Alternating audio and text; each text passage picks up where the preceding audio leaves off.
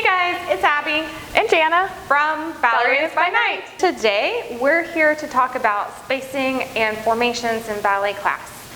If you're new to class, you may not be aware of how to space yourself and how the formations work.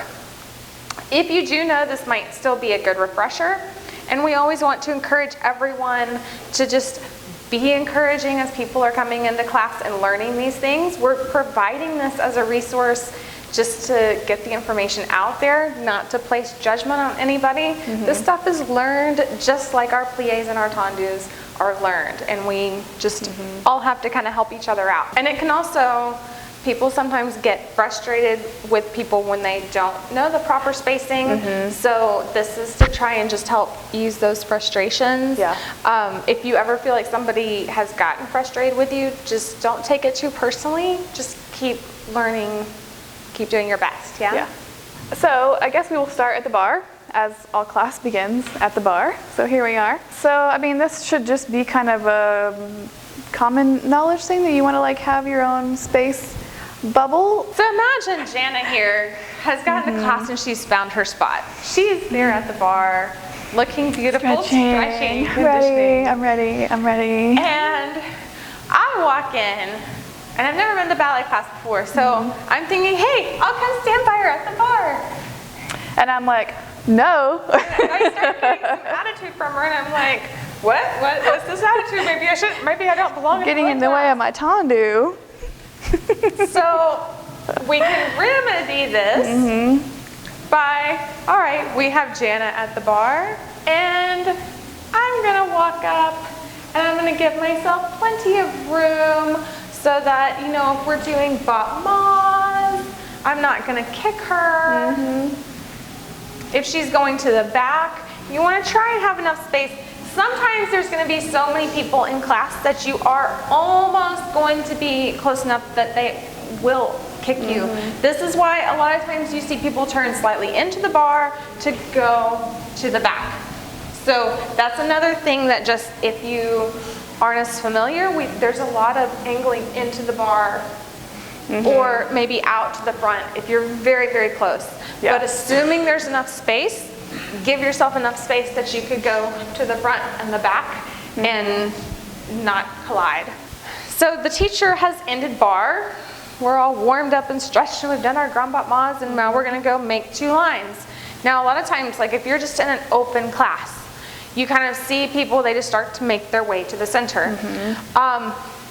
Again, if you're new to a class, it's a good idea to stand in the back, just because then the more experienced people, the people that are more familiar with the class, can kind of lead. You have somebody to watch. So Jana is our more experienced person in the class. We're going to the center, and she goes and takes her spot. Even though, all right, so I know I'm maybe supposed to go to the back line, but I don't want to go stand right behind her. Probably what will happen is there's going to be somebody who's going to come stand beside her here. So if I'm taking the back spot, I'm going to stagger between the two, and we call these our windows, so that the front line and the back line, everybody has their space where they can see themselves in the mirror. And you want to even then be aware of the windows, that you're not getting too close on one side or the other. If you're in the front, this is another thing that occasionally happens. Like let's say somebody's in their window back there, but this part of the mirror over here is like the skinny mirror. I'm like, I kind of want to stand in the skinny mirror section. And then I'm covering this person in the back. And that's really, you know, something you have to be a little bit careful about, because, you know, then that's not fair to them if they don't get their window. As combinations progress, we move around. Sometimes this shifts. It doesn't have to remain an exact science. You just want to be aware, again, mainly not to like both cover somebody up if you're in the front or to hide behind somebody in the back. The teacher is still going to see you even if you run back here. I guarantee you, you're not actually going to hide. And it's not going to help you, because then you're not going to see yourself. I notice a lot about the staggering thing, that like people sometimes get very confused about when to go forward and when to go back. It should go every other, you know, so one's forward, the next one's back. Like if you were all in a row, you would split up and one person would stay forward and the next person would go back. Sometimes you do. You see two go forward and it's like, no, you know, I mean. And you've got to like you have to switch. kind of watch the pattern and make sure that every other one is forward and back. So you wouldn't have two and then one. It would always be one forward, one back. So we could bring Horace, you want to come help us demonstrate? You want to come stand between us? So we can show, we're all standing in a line and we're going to start, you know, we're going to do the combination. So, you know, Abby and I will go forward and we'll take the front spots and we're ready to go. And also for our men on the channel, generally speaking, the etiquette is for the men to be in the back, at least to start in the back and let the ladies move forward. Same way when we get to going across the floor, the men usually go to the end of the line. They usually go last. Okay, so speaking across the floor, we're now in the corner of the room. So usually kind of towards the end of class, maybe, you know, you're going to start doing combinations that travel you across the floor. Usually on diagonal. Yes, and there is, you know, specific spacing within that too. If you're going, you know, two at a time, you just want to make sure you're leaving enough room again. So we're side by side this way, but then, you know, we'll maintain this kind of angle and spacing to each other as we continue to travel across the floor. Usually we're not going to start like this and be like that. Usually we're going to be taking our bodies on this pathway. So we might go 1, 2, 3, 4, 5, 6. Now in getting to these places, if you're in a relatively big open class, usually everyone's going to form a line kind of along the back wall, into the corner, and around. So we're in a line, we're coming up here. You want to kind of let it happen organically who goes to the front. Like if we're in this line, then I would just step up here.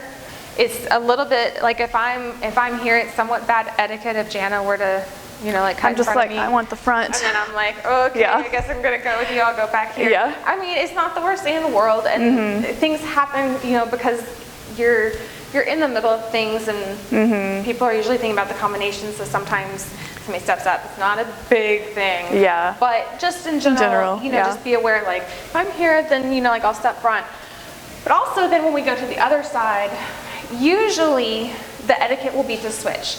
So if Jana was in front, when we're going around to the other side, and it kind of happens naturally because I would be leading off here, then you know, like it'll switch around and I'll be on the front going to the other side.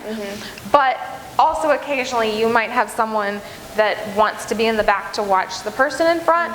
So, you know, if you feel like that's happening, offer it just to be nice. You know, do you want to go in front this time? They might be like, oh no, you know, like I would prefer to watch you. And just keep that communication open and happening. Okay, sometimes when you're groups, you're going to have to go with more than 2 people. Generally 3 is pretty common. Sometimes you have to go in 4 if it's just a really big class. But you know, if you're going in 3s, you're going to make a triangle. So we maintain the same spacing, and we just have one person. I call it the tail sometimes. I like to be the tail. And then again, you know, in the same way, if we're all going to do tombe pas de bourrée, we want to try and maintain that together. Tombe pas de bourrée. Tombe pas de bourrée. Tombe pas de bourrée. Thank you, Horace. Goodbye. Goodbye. Also, generally speaking, and this might vary from class to class, if you've gone across the floor and then you're going back to center, sometimes you'll find people kind of going back to the spots where they were before.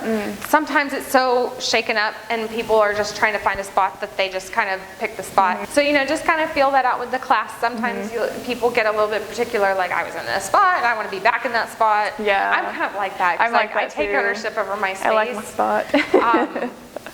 So, you know, again, just kind of go with the flow of the class on that, but be aware that sometimes people will return to their spots, so keep it in mind. Okay, guys, well, I think that is all the tips we have for you right now about class spacing. Just a kind of basic thing about spacing and formations. This is stuff that you'll deal with in every class that you take, so, you know. Especially open classes, especially bigger open classes that, you know, I mean, any class, but. Yeah. So if you have any more questions about this topic, let us know in the comments below. And give this video a thumbs up if you liked it.